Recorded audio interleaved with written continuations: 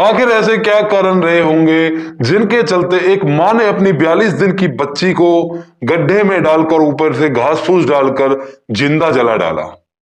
अगर आप लोगों को इस कहानी के बारे में पूरा जानना है तो आप लोग हमारे वीडियो को अंत तक जरूर देखें।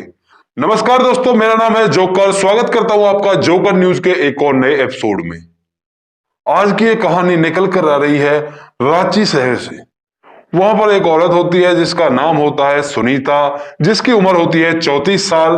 2017 में उसकी शादी हुई थी भुवनेश्वर नाम के आदमी से।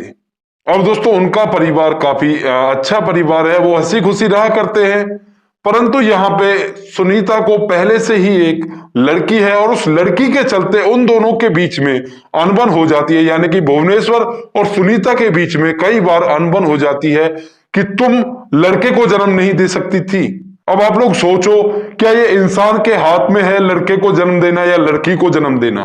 परंतु वहां पे जो भुवनेश्वर था वो थोड़ा अनपढ़ किस्म का आदमी था। मैं तो उसको अनपढ़ ही कहूंगा, क्योंकि अगर इंसान के हाथ में लड़का या लड़की को जन्म देना होता तो इस दुनिया में मेरे ख्याल से आजकल का जैसा माहौल है उसके हिसाब से लड़के ही लड़के पैदा होते, लड़कियों को कोई पैदा नहीं करता।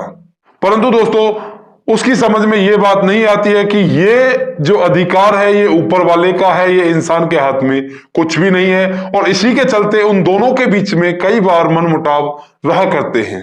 अब दोस्तों, इसी दौरान जो सुनीता है वो दोबारा से एक बच्चे को जन्म देती है। और जन्म देने के बाद जब वो देखती है तो वो एक लड़की होती है। और उस लड़की को देखने के बाद जो भुवनेश्वर होता है वो बिल्कुल आग बबूला हो जाता है। और आग बबूला होने के बाद अपनी वाइफ पर यानी कि सुनीता पर काफी चिल्लाने लगता है, बार बार उसको ताना मारने लगता है कि तूने इस बार भी लड़की को जन्म दे दिया, मुझे लड़का चाहिए था। अब दोस्तों, जो माँ होती है सुनीता, वो वहां पर सब कुछ सुनकर चुपचाप रह जाती है, क्योंकि आखिर करे भी तो क्या करे, क्योंकि अभी अभी उसे एक नवजात बच्ची हुई है। और वो भी यही चाहती थी कुछ हद तक कि मुझे इस बार लड़का हो जाए जिससे हमारा यहाँ पे जीना दुश्वार ना हो। अब दोस्तों, उसके बाद जो भुवनेश्वर होता है वो उसको बार बार ताना मारता रहता है। और ऐसे ही करके धीरे धीरे 10-12 दिन निकल जाते हैं। और दोस्तों, 10-12 दिन के बाद क्या होता है, सुनीता को पता चलता है कि जो उसका पति भुवनेश्वर है उसके बाहर किसी और औरत के साथ नाजायज संबंध है। और दोस्तों, इसको सुनने के बाद वो अपने पति से बात करती है और उससे कहती है, क्या तुम किसी और औरत के साथ इस तरह के संबंध बनाते हो? उसके बाद भुवनेश्वर साफ साफ बोल देता है कि मुझे लड़का चाहिए और तुम मुझे लड़का दे नहीं सकती, तो इसी वजह से मैं उस औरत से दूसरी शादी करूंगा और उससे लड़का पैदा करूंगा। क्योंकि जो भुवनेश्वर था वो एक कंपनी में काम किया करता था। और जो भुवनेश्वर की माँ थी यानी कि सुनीता की जो सास थी वो वहां पर बकरियों को चराया करती थी, तो काफी गरीब परिवार था। इसी वजह से वो लोग लड़का चाहते थे, क्योंकि लड़की की शादी कर पाना उनके बस में नहीं था। क्योंकि हमारे समाज में कई तरह की बुराइयां हैं, जिनमें से एक बुराई दहेज प्रथा भी है। और इसी के कारण इस घटना को पूरी के पूरी घटना को अंजाम दिया गया। अब दोस्तों, इसके बाद क्या होता है, जो सुनीता है वो सारे माजरे को समझती है कि ये किसी दूसरी औरत से बात करता है और उसी से शादी करने के लिए बोल रहा है, और वो भी केवल इस लड़की की वजह से जो ये लड़की पैदा हुई है। और दोस्तों, इसको सोचने के बाद वो मन ही मन अपना कुछ प्लान बनाने लगती है कि किस तरह से इस लड़की से छुटकारा पाया जाए। तो एक दिन होता है, भुवनेश्वर कंपनी गया हुआ होता है और जो उसकी सास थी वो बकरियों को चराने के लिए जंगल में गई होती है। उसके बाद वहां पर तीनों माँ बेटी यानी कि एक तो पहली लड़की थी जो वो, और उसके बाद जो नई लड़की हुई थी। और ये घटना है लगभग लड़की होने के 42 दिन बाद की, यानी कि जो लड़की की उम्र है वो केवल 42 दिन है। आप लोग सोच सकते हो 42 दिन का बच्चा होता ही क्या है। अब दोस्तों, इसके बाद क्या होता है, इसके बाद जो सुनीता होती है वो एक बोरा उठाती है घर से और अपनी बच्ची को अपने साथ लेकर घर से निकल जाती है। जो बड़ी वाली लड़की होती है उसको घर पे ही छोड़ देती है, उससे बोल देती है बेटा तू खेल ले, मैं अभी आती हूं। और उसके बाद जो सुनीता होती है वो नवजात बच्ची को लेकर बाहर जंगल में जाती है और वहां पर उसको एक गड्ढा मिलता है खुदा हुआ, और उस गड्ढे में उस 42 दिन की बच्ची को डालकर और ऊपर से घास फूस डालकर आग लगा देती है दोस्तों। उसके बाद 42 दिन की जो बच्ची मासूम बच्ची होती है वो बिलबिलाती है और रोती है जोर जोर से, क्योंकि इतना छोटा बच्चा और कर ही क्या सकता है। परंतु उस मां को जरा सा भी दर्द इस पे नहीं आता। वो अपना कड़वा जी कर उसको आग के हवाले कर देती है।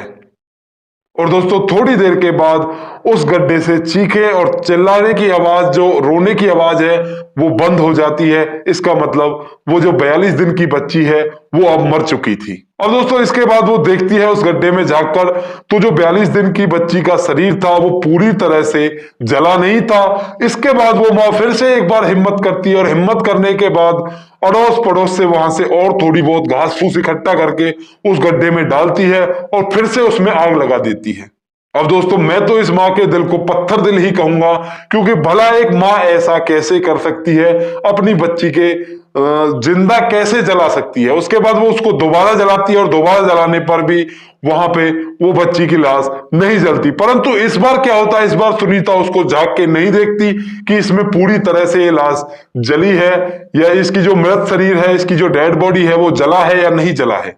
और इसको बिना देखे ही वो वहां से चली जाती है और घर जाने के बाद जो उसकी अपनी दूसरी बेटी को लेकर बाहर जंगल में पानी भरने के लिए चली जाती है। और वहां से जैसे ही घर आती है, तो घर आने के बाद वो पूरी तरह से ड्रामा बखेर देती है और रोज जोर जोर से रोने लगती है कि मेरी बेटी को कौन ले गया, मेरी बेटी कहाँ गई।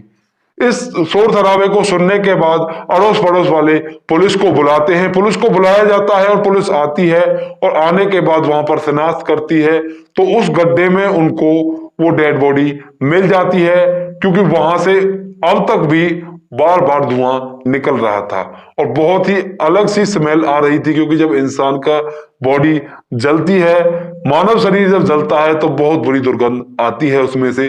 तो इसी वजह से वहां पर उनको पता चल जाता है कि हो ना हो ये वही बच्ची है जिसके लिए ये विलाप कर रहे हैं, बार बार रो रहे हैं।